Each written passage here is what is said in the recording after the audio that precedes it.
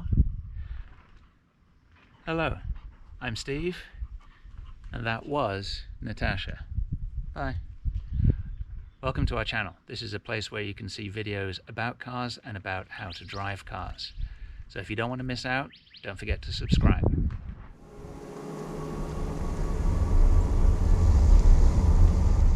Today we're just going to do a quick video about the rear seating space in the Kona Electric and how much luggage you can actually get in the back, because one of the criticisms of this car is that it's pretty small. So let's take a quick look in the back.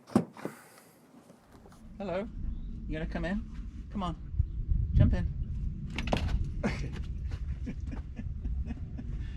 You're gonna sit there? Okay, the dog's joined. As you can see in the back, there is actually plenty of room. The driver's seat is in the position that I would typically use. It's a comfortable driving position, and there's a good 4 or 5 inches of knee room in the back. The feet are a little high here, and you kind of got the feeling that your knees are up by your ears. That's because of the electric battery, which brings up the floor a little bit compared to the gas-powered car. There is reasonable headroom, so even though the profile of the car has a slope down at the back, there is actually plenty of headroom in here. I've got like 2 or 3 inches of room. I'm 5'10".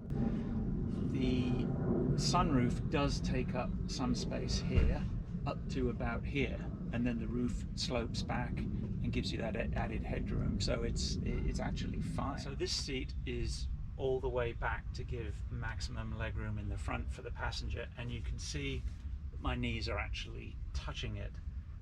So this would not be a comfortable position to be in. But typically, if you had passengers there, you'd move the seat forward a little bit. There is plenty of legroom in the front, and you'd be very comfortable apart from the lack of support here, and there's really not very much room. Like, I'm having to jam my feet underneath there. You could squeeze a 5th person in this car, but the seat is slightly raised in the middle, so you feel that you're sitting very high in the middle, and I think the feet would get very cramped if you got 2 sets of feet in there. But overall it's not too bad. So let's head on back and see what we can put in the trunk. As you can see, trunk space is perfect for a black Labrador, and that's why we got the car. So, young Natasha, what do you think of the back?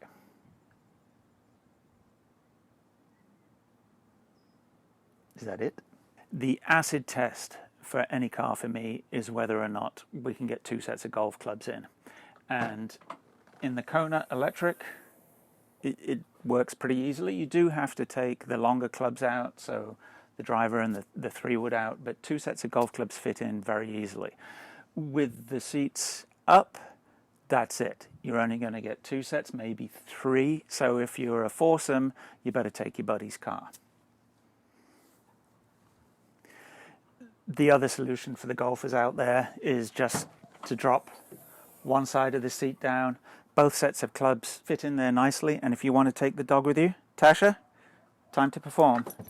Good dog. There's room for the dog and your golf clubs. Good dog. Storage space with the rear tray in place really isn't too bad. I don't really think it's that compromised, but you've got to bear in mind my current car is a BMW M Coupe, and there's just about enough room for the dog in the back, and the car before that was a Mini, so this is cavernous for me. But I just wanted to show what it was like with this in place. Now obviously this clips up, so it pulls out of the way when you put luggage in there, and I'll give you an illustration of what can go in there. Now the floor can be lowered. There is this not very expensive tray in the back. Underneath you have the storage for your level 1 charging cable, and then this floor will actually slide out and drop down, so you get about an extra 2 inches of storage space, which is kind of neat if you need it. Normally I'd have this tray in there So this floor would be at the higher level. And it's very easy to do. You just slide it in and out like that, and it's got these tie downs, and it actually comes with a net. A net, not a net. Julie would be upset if it came with a net. So there's this luggage net in there. So let's put this back in before I forget. So that just sits quite snugly in there. It's probably good for a couple of books or a sandwich. What else could we get in there, Tasha? It's not deep enough to put my drone in it.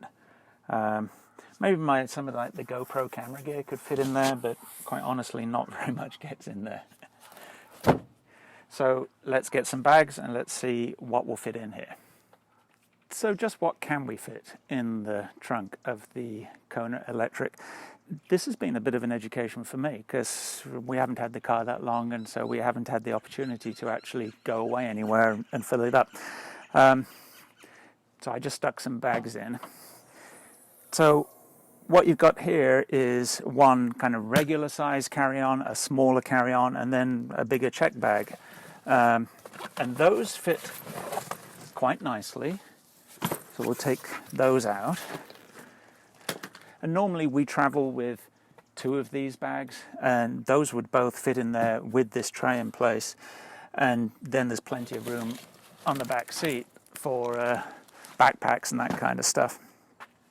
One thing I did notice is that this carry-on bag, if you stand it down, so let's say you wanted to put in 3 or 4 carry-on bags, that won't fit with the tray in place.